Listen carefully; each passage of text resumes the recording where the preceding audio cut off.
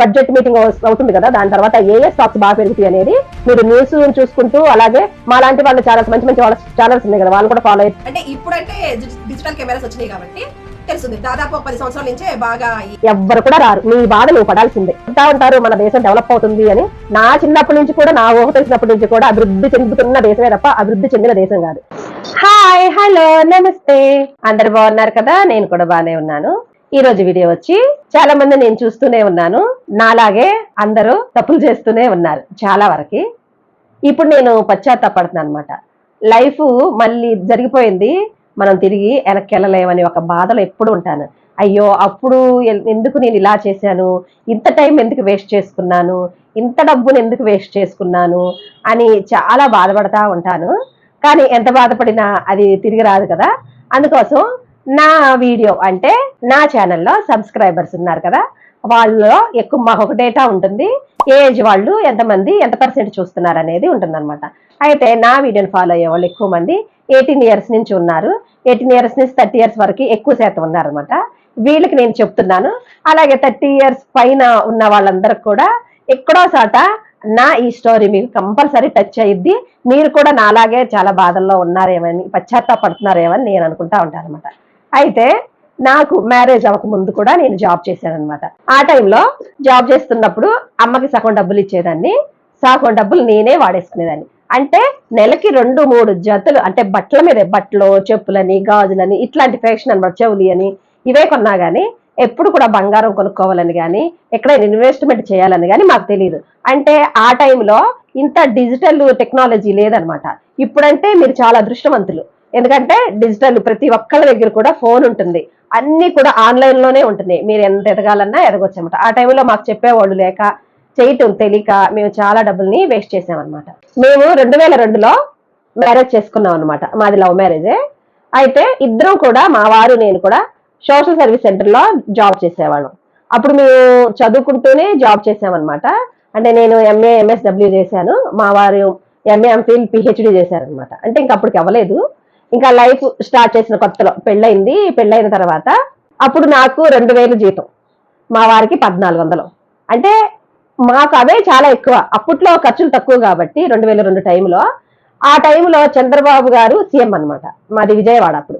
అయితే రైతు మార్కెట్లు పెట్టారు. 100 రూపాయలు తీసుకెళ్లి రైతు మార్కెట్ కూరగాయల్లో కొనుక్కుంటే ఇంకా డబ్బులు మిగిలి మళ్ళీ బాదం పాలు తాగి వచ్చేవాళ్ళం. తర్వాత వచ్చి రెంట్ వచ్చి 900కే డబుల్ బెడ్రూమ్ మంచిగా ఉండేది అప్పట్లో. అట్లా చాలా డబ్బులు మిగిలాయి మాకు. ఇంకా పిల్లలు పుట్టక ముందు కాబట్టి డబ్బులు మిగులుతాయి. ఆ టైంలో విచ్చలవిడిగా ఖర్చు పెట్టేసాం. నేనే అనుకుంటే మా వారికి కూడా ఏమీ తెలియదు ఇట్లాంటి విషయాలు, దాచుకోవాలని కానీ అది అని. తర్వాత ఎవరైనా డబ్బులు అడిగినా ఇచ్చేసేవాళ్ళం. అంటే వాటి విలువ తెలియదు అనమాట. ఎవరైతే డబ్బులను గౌరవించరో వాళ్ళ దగ్గర డబ్బులు నిలవు అంటారు చూసారా, ఆ టైపులోనే మా దగ్గర కూడా మేము గౌరవించలేదు. వాటిని ఎలా మేనేజ్ చేసుకోవాలి, ఎలా దాచుకోవాలి అనేది మాకు ఇన్వెస్ట్మెంట్ చేసుకోవడం కూడా తెలియలేదు అనమాట. అయితే మా వారు ఇంకా మంచివాళ్ళు అనమాట. ఎట్లా అంటే ఎవరైనా సహాయం అడిగితే, ఫర్ ఎగ్జాంపుల్ ఒక ఇన్సిడెంట్ జరిగింది అనమాట. ఆయనకి ఎవరైనా డబ్బులు అడిగితే ఇచ్చేస్తారు. అలాంటిది తెలుసుకొని ఆ టైంలో కూడా ఈయనకన్నా ఒక జూనియర్ అనమాట, వాడు ఏం చేశాడంటే, అతను దుర్వ్యసనాలకు అలవాటు పడిపోయి ఒకరోజు పరిగెత్తుకుంటూ వచ్చి రొప్పుతూ మా ఆయన్ని, అన్న మా అమ్మకు బాగాలేదు, హాస్పిటల్లో జాయిన్ చేసి ఏమైనా డబ్బులుంటే ఇవ్వవా అన్నారంట. అంటే అప్పుడు ఈయన ఏం చేశారు, అన్ని జేబులో ఎతుకుతారు కదా, ఎతికినప్పుడు డబ్బులు లేవు. అరే డబ్బులు లేవురా అంటే, మీ చేతికి ఉంగరం ఉంది కదన్నా ఇవ్వంటే, ఆ బంగారం ఉంగరాన్ని నేనే చేయించా. ఆ ఉంగరాన్ని తీసి ఇచ్చేసారనమాట. సరే ముందు అమ్మ ముఖ్యం కదా అని ఇచ్చేసాడు. ఇచ్చేస్తే తర్వాత వాడు ఒక 3 నెలలు 4 నెలల తర్వాత కనపడ్డాడు. కనపడిన తర్వాత ఈ లోపే వాళ్ళ ఫ్రెండ్స్ అందరు కూడా, ఇలా ఇచ్చావేంటన్నా, వాడు తాగడానికి తీసుకున్నాడు, వాళ్ళ అమ్మకు బాగుపోవడం కాదు అని చెప్పాడు. అట్లాగా ఇచ్చేస్తూ ఉంటాడు. తర్వాత అబ్బాయిని పట్టుకొని క్లాస్ పీకడం అన్ని జరిగినాయి. అంత మంచోడు, అంటే ఎలాంటి మంచోడు అని చెప్పడానికి ఇచ్చారనమాట. అంటే డబ్బులు దాచుకోవాలి, పొదుపు చేసుకోవాలి, అదే పిసినారతనం అని కొంతమంది అంటారు అనుకుంటా, కానీ అది పిసినారతనం కాదు, అట్లాగే ఉండాలి. ఇప్పుడు అనిపిస్తుంది అంటే నా లైఫ్ అంతా సగం అయిపోయి, ఏదంటారు లైఫ్ సగం సంకనం అయిపోయిందని, అట్లా అయిపోయింది అనమాట మాది. అయితే అసలు విషయానికి వస్తాను. అప్పుడు మ్యారేజ్ అయినప్పుడు, మాది లవ్ మ్యారేజ్ అని చెప్తున్నాను కదా. అయితే మాకు పుట్టింటి నుంచి కానీ అత్తింటి నుంచి కానీ ఎలాంటి సపోర్ట్ లేదు. అయితే మేము చదువుకుంటానే జాబ్ చేసుకున్నామని చెప్పాము కదా. ఇది ఎంఫిల్ అయిన తర్వాత అజిమ్ ప్రేమ్జీలో జాబ్ వచ్చింది, అక్కడ చేశారు. తర్వాత వచ్చి మేరీ స్టెల్లా కాలేజీలో చేశారు లెక్చరర్ గా. అప్పుడెంత 5,000 శాలరీ. అంటే 1400 నుంచి 5000కి. అంటే ప్రతి సంవత్సరం తిరుగుతా ఉంటది కాబట్టి మన లైఫ్ కూడా అక్కడ కొన్ని రోజులు, ఇక్కడ కొన్ని రోజులు, అక్కడ కొన్ని జాబులు చేస్తూ తిరుగుతాం కదా. అట్లా ఇంకా లైఫ్ ముందుకెళ్తా ఉండగా నాకు 2 పిల్లలు పుట్టారు. నేను వాళ్ళని ఆయాలను పెట్టాను, కేర్ సెంటర్ లో పెట్టాను, అవ్వలేదన్నమాట. పిల్లలు ఎవరు చూసేవాళ్ళు లేక నేను జాబ్ రిజైన్ చేసి ఇక పిల్లలు చూసుకోవడంలో పడిపోయాను. తర్వాత 2009లో మా వారికి అస్సాంలో జాబ్ వచ్చింది. అస్సాంలో అక్కడ లెక్చరర్ గా కొత్తగా ఎంఏ కాలేజ్ పెడుతున్నారు, టీచ్ చేయడానికి కావాలి అని చెప్పి ఇక్కడ నుంచి అక్కడ బోస్క్ ఇన్స్టిట్యూట్ కాలేజ్ లో ఈయనకి ప్రొఫెసర్ గా జాబ్ వచ్చింది. అక్కడ జాబ్ చేస్తూనే పిహెచ్డి కూడా పూర్తి చేశారు అనమాట. అప్పుడు ఎంత అక్కడ 18,000 జీతం ప్లస్ రెంట్ వచ్చి 1800. తర్వాత అట్లా పిల్లల స్కూల్స్ అవన్నీ జాయిన్ చేసే లోపు అక్కడ ఎంత ఉంది, 3,000 నెలకి 3,000. ఇప్పుడు ఫీజులు చూసారు ఎంత లక్షల్లో ఉన్నాయి. అక్కడ అంత తక్కువ ఉన్నప్పుడు కూడా నేను ఫైనాన్షియల్ గా ఏం డైలైపోయాను. ఎందుకంటే మాకు ఇంకా తెలియట్లేదు జీవితం అంటే ఏంటి, ముందు ముందు ఎలా ఉంటది, పిల్లలు ఎదిగే ముందుకు ఎలా ఉంటది ఖర్చులు, తర్వాత ఒక ఇల్లు కొనుక్కోవాలి, ఇన్వెస్ట్మెంట్ చేసుకోవాలని ఏమి అస్సలు ఆలోచన లేదు. నేనేంటి ఏదో పెద్ద అమెరికా వెళ్ళిపోయినంత ఫీలింగ్ తో ఆసాం వెళితేనే అంత అమెరికా వెళ్ళినంత ఫీలింగ్ ఇచ్చేసి 6 నెలలకు ఒకసారి అక్కడ హాలిడేస్ వచ్చాయి. అంటే వింటర్ లో ఒక నెలలు ఇస్తారు, అలాగే సమ్మర్ లో ఒక 1 మంత్ ఇస్తారు అనమాట. ఈ 6 నెలలు మిగిలిన డబ్బులు పోగేసి మా ఇంటికి అంటే విజయవాడ వచ్చేసి చూడాలి మా వాళ్ళందరినీ అని చెప్పి అక్కడి నుంచి 6 నెలలకు ఒకసారి వచ్చేసేదాన్ని. ట్రైన్కి వస్తే ఎంత అవుతుంది, 30,000 చిల్లర అవుతుంది, రాను బోను ఖర్చులు. అట్లా ఒక్కొక్కసారి హెచ్చులకి ఫ్లైట్స్ లో వచ్చేసేవాళ్ళం. చాలా ఖర్చులు అంటే ఇంకా తిండికి బట్టలకి వీటికే తప్ప ఎప్పుడు కూడా నాకు లైఫ్ ఇలా ఉంటదని చెప్పేవాళ్ళు లేరు. ఏదో చెప్పేవాళ్ళకి చెడిపోయినట్టు అయిపోయింది మా పని. ఇప్పుడు నేను హైదరాబాద్ లో కూడా చాలా మందిని చూస్తా ఉన్నాను అనమాట. కొంచెం 2-3 రోజులు సెలవులు ఇవ్వగానే అమ్మింటికని అత్తింటికని వెళ్ళిపోతా ఉన్నారు. ఎందుకంటే కొన్నాళ్ళ వరకు అమ్మైనా గానీ అత్తైనా గానీ ఎవరైనా అన్నదమ్ములైనా గానీ మనం అనుకుంటాం మనం వెళ్తుంటే హ్యాపీగా ఫీల్ అవుతారని. ఎవరు హ్యాపీగా ఫీల్ అవ్వరు. ఎందుకంటే నా ఎక్స్పీరియన్స్ కొద్దీ నేను చెప్తున్నాను. తర్వాత మొత్తం పోగొట్టుకున్న తర్వాత నాకు తెలిసింది ఏంటంటే మనం వెళ్తుంటే పైకి నవ్వుతూ పలకరించేవాళ్ళే తప్ప ఎందుకు వస్తున్నారు రా బాబు అనుకునేవాళ్ళు తప్ప వాళ్ళకేమో సంతోషం ఉంటుందని మీరు ఎప్పుడూ అనుకోవద్దు, వెళ్ళొద్దు కూడా. అలాగే ఎవరైనా ఫ్రెండ్స్ పిలిచినా కూడా మీరు అస్సలు ఎవరిళ్ళకి వెళ్ళటాలు అలా చేయొద్దు. మనం ఏమన్నా అంత దూరం నుంచి వచ్చానంటే నాకు లేక తింటాకి లేక రాలేదు కదా, ఏదో ప్రేమను పంచుకుంటాకే వస్తా గానీ ఆ ప్రేమ కూడా కరువు అయినప్పుడు మనం వేస్ట్ గా వెళ్ళొద్దు అసలు. ఎందుకంటే పైకి మనకి ప్రేమగానే పలకరిస్తారు కానీ తర్వాత వాళ్ళు అసలు ఎందుకు వచ్చింది రాకుంటే బాగుండు అనుకుంటారు. కానీ మనం ఆ దారి ఖర్చులే కాకుండా డబ్బులే కాకుండా శరీరం అంతా కూడా ఒళ్ళు గుళ్ళైనట్టు అయింది అనమాట. అది మీరు ఎప్పుడు కూడా ప్రతి దానికి ప్రయాణాలు అసలు పెట్టుకోవద్దు. నేను అలా చేసి చాలా నష్టపోయాను. అంటే ఈ దాచిన డబ్బులు 6 నెలలకు ఒకసారి 30,000 40,000 ఖర్చు పెట్టడం అంటే ఎంత వేస్ట్ చేసి ఉంటారు డబ్బులు చూడండి. ఒక 15 సంవత్సరాల దాకా మేము అస్సాంలోనే ఉన్నాను. ఇప్పుడు అవన్నీ గుర్తొస్తే చాలా బాధ వేస్తుంది. అయ్యో ఆ టైంలో నాకు ఎందుకు ఈ షేర్ మార్కెట్ గురించి తెలియలేదు, లేకపోతే నేను ఇలా ఇన్వెస్ట్ చేసుకునేదాన్ని అని. చాలా ఆలస్యంగా నేను 40s లోనే తెలుసుకున్నాను షేర్ మార్కెట్ గురించి. అప్పటికే సగం జీవితం అయిపోయింది కదా. ఈ ఈ అదే గనక అదే టైంలో 18 వయసు 21 వయసులో పెళ్ళైన కొత్తలో ఇప్పుడు లైఫ్ స్టార్ట్ చేస్తున్నారే వాళ్ళ కోసం చెప్తున్నా. పెళ్ళైన కొత్త నుంచే పిల్లలు పుట్టక ముందు నుంచే మీరు ప్లాన్ చేసుకొని మంచిగా ఇన్వెస్ట్ చేసుకోండి. అంటే స్టాక్ మార్కెట్ లో కానీ మ్యూచువల్ ఫండ్స్ బాండ్స్ కానీ తర్వాత ఇండెక్స్ అట్లాంటివి ఉంటాయి కదా, వాటిలో మీరు తెలుసుకొని అన్ని మీకు అందుబాటులో ఉన్నాయి కాబట్టి చక్కగా ఇన్వెస్ట్ చేసుకోండి. ఆ టైంలో నేను ఏమి చేయలేదు కాబట్టి ఇప్పుడు మా పిల్లలు ఇంటర్ తర్వాత బీటెక్ చదువుతున్నారు అనమాట. అంటే చదవటానికి రెడీ అవుతున్నారు. కానీ ఇప్పుడు మా దగ్గర అసలు డబ్బులే లేవు. నేను అట్లా ఇన్వెస్ట్ చేస్తూ ఉన్నాను, ఇంట్లో అవసరాలకు వాడుతున్నాము. ఇప్పుడున్న ఖర్చులు అప్పుడు కన్నా ఇప్పుడు ఖర్చులు ఎక్కువ కదా. కూరగాయలకి వెళ్ళామంటే మార్కెట్ కి 1,000 రూపాయలు తీసుకుని వెళ్తే 1,000 రూపాయలు రూపాయి మిగలట్లా.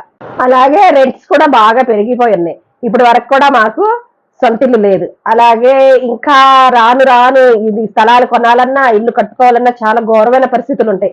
ఎందుకంటే జనాభా కూడా బాగా పెరిగిపోయింది కదా. ఇప్పుడు మేము పిల్లల్ని చదివించుకోవడానికి చాలా ఇబ్బంది పడుతున్నాం అనమాట. ఎందుకంటే చదువులు లక్షల్లోనే ఉంటున్నాయి. వాళ్ళు ఎంత చదివినా కానీ ఇప్పుడు చూడండి బీటెక్ చేసి చాలా మంది సాఫ్ట్వేర్ ఉద్యోగాలు కూడా పోతున్నాయి కదా. ప్లస్ వాళ్ళు అంత లక్షలు పెట్టి ఖర్చు పెట్టితే జస్ట్ 15,000 శాలరీతో ఉద్యోగాలు చేస్తున్నారు. అందుకోసం ఇప్పటి నుంచే మీరు డబ్బులు ఖర్చు పెట్టొద్దు, మెయిన్ టైం వేస్ట్ చేయొద్దు. తర్వాత మీరు ఒకటి గుర్తు పెట్టుకోవాల్సిన విషయం ఏంటంటే ఈ వయసులో అంటే మీరు 18 నుంచి 30 వరకు కూడా చుట్టాలని ఫ్రెండ్స్ అని వాళ్ళని వీళ్ళని బాగా ఇంపార్టెన్స్ ఇస్తూ తిరుగుతూ ఉంటారు. కానీ మనం ఎవరు ఇష్టపడరు అనే విషయాన్ని మాత్రం మీరు తప్పకుండా ఈ విషయాన్ని తెలుసుకోవాలి. అలాగే మనం ఏదైనా కష్టాల్లో ఉన్నప్పుడు ఎవ్వరు కూడా రారు, నీ బాధ నువ్వు పడాల్సిందే. నీ కష్టాలు నువ్వే చూసుకోవాలి. ఎవ్వరు చూడరు. ఎందుకంటే అందరికీ వాళ్ళ వాళ్ళ పరిస్థితులను బట్టి వాళ్ళకి కష్టాలు ఉన్నాయి. అందుకోసం ముందు ముందు ఇప్పుడు జనరేషన్ కూడా బతకడం చాలా కష్టం అయింది. ఎందుకంటే చెప్తా ఉంటారు మన దేశం డెవలప్ అవుతుంది అని. నా చిన్నప్పటి నుంచి కూడా, నా ఊహ తెలిసినప్పటి నుంచి కూడా అభివృద్ధి చెందుతున్న దేశమే తప్ప అభివృద్ధి చెందిన దేశం కాదు. అభివృద్ధి చెందిందని ఎప్పుడు అనాలి? ఇతర దేశాల వాళ్ళు వచ్చి మన దగ్గర బతుకుతున్నప్పుడు అభివృద్ధి చెందింది అంటారనమాట. మనం వెళ్ళి అక్కడ బతుకుతున్నాం. ఇప్పుడు ట్రంప్ వచ్చిన తర్వాత 20 లక్షల ఉద్యోగాలు అంటే భారతీయులు 20 లక్షల మందిని తీసేశారంట. మరి వాళ్ళందరూ మళ్ళీ వెనక్కి వస్తే ఎంత జనాభా పెరిగిపోతుంది, ఇంకా ఎంత జాబ్స్ ఎంత కాంపిటీషన్ ఉంటుందో కదా. ఏదో ఒక విధంగా అంటే మనకి మీలో ఉన్న స్కిల్స్ ఏదైనా సరే మీరు ఉపయోగించి యూట్యూబ్ అయినా పెట్టుకోవచ్చు, తర్వాత జాబ్స్ చేసుకోవచ్చు, అంటే బిజినెస్ ఏదైనా చేసుకోవచ్చు. ఇలాంటివి చాలా ఇప్పుడున్న అందుబాటులో అప్పుడు లేవు కాబట్టి మీరు ఇప్పుడు నుంచే ఎటు నుంచి రూపాయి వస్తుందో చూసుకొని టైం వేస్ట్ చేయకోకుండా, డబ్బు వేస్ట్ చేయకుండా చక్కగా ఎంతో కొంత 300 వచ్చిందనుకో 10 రూపాయలు పెట్టండి, ఇన్వెస్ట్మెంట్ చేయండి. తర్వాత నేను ఇప్పుడు చూడండి 15 సంవత్సరాల క్రితం అంటే మా పెళ్ళ 20 సంవత్సరాలు అయింది. ఇప్పుడు 15 సంవత్సరాలు కనీసం నేను 15 సంవత్సరాల ముందే నేను మేల్కోనంటే ఇప్పుడు బాగుండేది కదా. ఇప్పుడు బజాజ్ ఫైనాన్స్ చూసారా, అది 15 సంవత్సరాల క్రితం 18 రూపాయలు ఉంది, ఇప్పుడు అది 7,700 ఉంది. అట్లా మంచి మంచి కంపెనీస్ ఉన్నాయి. ఏది పడితే చాలా మంది నా దాంట్లో కామెంట్ పెట్టి స్టాక్ మార్కెట్ లో జాయిన్ వాళ్ళందరూ సర్వనాశనం అయిపోయారు అని ఒక 2-3 పెట్టారు. కానీ అదంతా అపోహే, అంతే.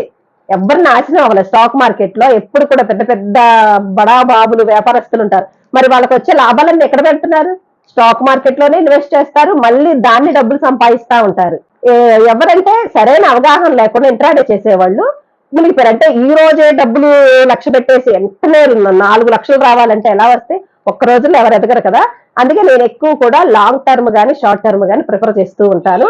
స్టాక్ మార్కెట్ లో ఎప్పుడు కూడా మీరు మంచి మంచి స్టాక్స్ ని, అంటే ఎక్స్పీరియన్స్ ఉన్న కంపెనీస్ ఉన్నాయి కదా, చాలా అంటే స్టాక్స్ మెన్షన్ చేయకూడదు కానీ నేను ప్రిఫర్ అయితే చేయట్లేదు. కానీ మంచి మంచి నా చిన్నప్పటి నుంచి కూడా బ్రిటానియా అని, విప్రో అని, బజాజ్ అని, టైటాన్ అని, ఇట్లాంటి చాలా చాలా ఎక్స్పీరియన్స్ ఉన్న కంపెనీస్ చాలా ఉన్నాయి. అవి మీరు గుర్తించి వాటిల్లో ఇన్వెస్ట్ చేసుకోవాలి. పిల్లల పేరున, పిల్లల చదువుల కోసం, పిల్లల భవిష్యత్తు కోసం. తర్వాత మన వయసు తరిగిపోయే కొద్ది శక్తి కూడా పోతుంది కాబట్టి ఇప్పటి నుంచే కొంచెం డబ్బు దాచుకుంటే అప్పుడు ఫైనాన్షియల్ గా కొంచెం ఇబ్బంది పడుకోకుండా ఉంటారని ఈ వీడియో చేస్తున్నాను. అలాగే మన ఆరోగ్యం కోసం కూడా ఇన్వెస్ట్ చేసుకోవాలి. ఇప్పుడు మార్కెట్ లో చాలా లైఫ్ ఇన్సూరెన్స్ కంపెనీస్ ఉన్నాయి. అట్లా అంటే హెల్త్ ఇన్సూరెన్స్ అవి కూడా చేసుకోవాలి. ఎందుకంటే మనల్ని కాపాడుతాకి ఎవ్వరు రారు, మనల్ని మనమే కాపాడుకోవాలి.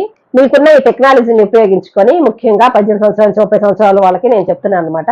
అలాగే ఇంకా నా వయసులో ఉన్న వాళ్ళు కూడా ఉన్నారు, 40s నుంచి. వాళ్ళందరికి కూడా కనీసం ఇప్పుడైనా మించిపోయింది ఏమి లేదు, ఇప్పుడైనా మనం చేసుకోవచ్చు అని నేను లేట్ గా స్టార్ట్ చేశానని చెప్పాను కదా. 4 years బ్యాక్ నుంచే నేను స్టార్ట్ చేస్తున్నాను.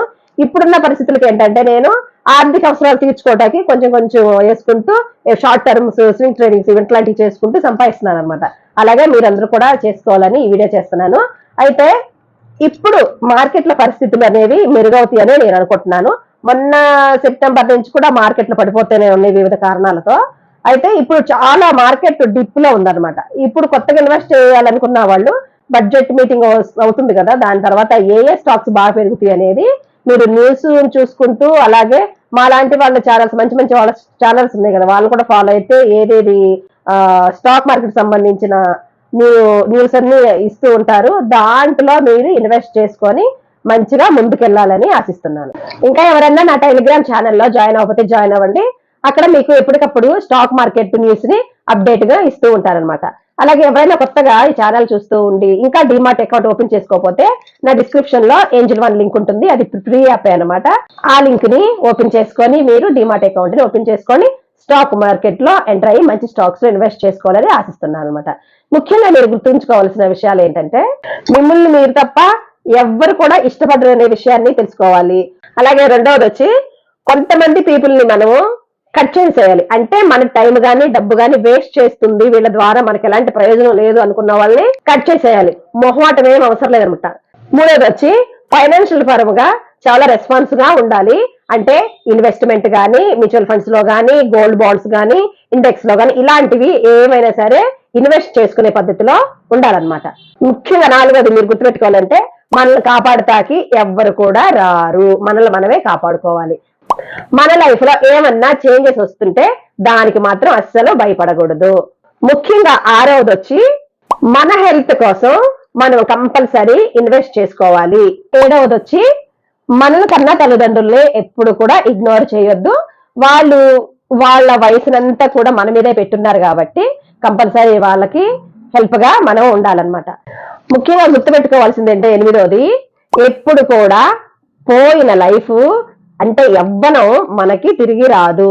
ఇంకా 9వది వచ్చి ఎవరిని కూడా మార్చలేము అనే విషయాన్ని తెలుసుకోవాలి. వాళ్ళకి మారాలి అని వాళ్ళకి చెప్పి టైం అస్సలు వేస్ట్ చేసుకోవద్దు. వాళ్ళు మారాల్సినప్పుడే మారుతారు. అలాగే చాలా మంది టైంని వస్తుంది, ఇంకా టైం వస్తుంది, ఇంకా టైం వస్తుంది, ఎప్పటికీ టైం రాదు, ఇదే మంచి టైం అనుకోవాలి. ఏది మొదలెట్టాలన్నా ఇప్పుడే మొదలెట్టాలి, ఇప్పుడే స్టెప్ తీసుకోవాలనుకోవాలి. ఎందుకంటే టైము చాలా విలువైనది. లాస్ట్ లో ముఖ్యమైన విషయం ఏంటంటే నేను మంచిగున్నానా లేదా. స్వార్థంగానే ఉండాలి ఈ రోజుల్లో. ఎవరి కాళ్ళు స్వార్థంగా అంటే నేను మంచితనంతో ఉన్నానా లేదా, ఐఆమ్ గుడ్ ఎనఫ్ అని అనుకోవాలి అంతే. అప్పుడే మన జీవితంలో ముందుకు వెళ్తాము. నేను చెప్పిన విషయాలన్నీ కూడా గుర్తుపెట్టుకోండి. ఇన్వెస్ట్మెంట్ చేసుకోవటం మాత్రం ఆపొద్దు. ఎందుకంటే ముందు ముందు జీవితం చాలా కష్టంగా ఉంటుంది జీవించడం. ఎందుకంటే మన ఆర్థిక పరిస్థితి అలా ఉందన్నమాట. జనాభా పెరుగుదల పెరిగిపోతుంది, మన ఆర్థిక అవసరాలు కూడా పెరుగుతున్నాయి, రేట్లు కూడా పెరుగుతున్నాయి. కాబట్టి మనం చాలా మనకు వచ్చే అమౌంట్ లోనే ఎంతో కొంత 5% 10% తీసి మీ భవిష్యత్తు కోసం, పిల్లల భవిష్యత్తు కోసం తప్పకుండా స్టాక్ మార్కెట్ లో ఇన్వెస్ట్ చేయండి. స్టాక్ మార్కెట్ కి వచ్చేయండి అంటే ఏమి తెలుసుకోకుండా రాకూడదు. అన్ని తెలుసుకోండి, స్టడీ చేయండి, చక్కగా వచ్చేయండి. అలాగే నా ప్రీవియస్ వీడియోస్ అన్ని చూడండి, మీకు స్టాక్ మార్కెట్ మీద ఒక అవగాహన వస్తుంది. మంచి మంచి స్టాక్స్ ఎంచుకొని వాటిలో ఇన్వెస్ట్ చేసుకోవాలి. అలాగే ఎవరికైనా టైం లేదు అనుకుంటే మ్యూచువల్ ఫండ్స్ ని ఎంచుకొని వాటిలో ఇన్వెస్ట్ చేస్తే తప్పకుండా మీకు లాభాలను తెచ్చిపెట్టుతుంది ఫ్యూచర్ లో. అంటే 10 years కో 50 years కో చేసుకోండి. ముఖ్యంగా చెప్పాను కదా, ఏ ఏజ్ వాళ్ళకి చెప్పాను నేను, లైఫ్ ని ఇప్పుడే స్టార్ట్ చేస్తున్నాము అనుకున్న వాళ్ళు 18 నుంచి 30 సంవత్సరాల లోపు వాళ్ళకి నేను ఈ విషయాన్ని తెలియజేస్తున్నాను అనమాట. చూశారు కదా, ఈ వీడియో మీద మీ అభిప్రాయాన్ని తెలియజేస్తూ కామెంట్ రూపంలో కామెంట్ చేయండి. అదే విధంగా ఎవరైనా కొత్తగా నా వీడియోని చూస్తూ ఉంటే సబ్స్క్రైబ్ చేయండి. అలాగే అందరూ కూడా లైక్ చేయండి, కామెంట్ చేయండి. మరొక మంచి వీడియోతో మీ ముందుకు వస్తాను. అంతవరకు సెలవు, నమస్తే.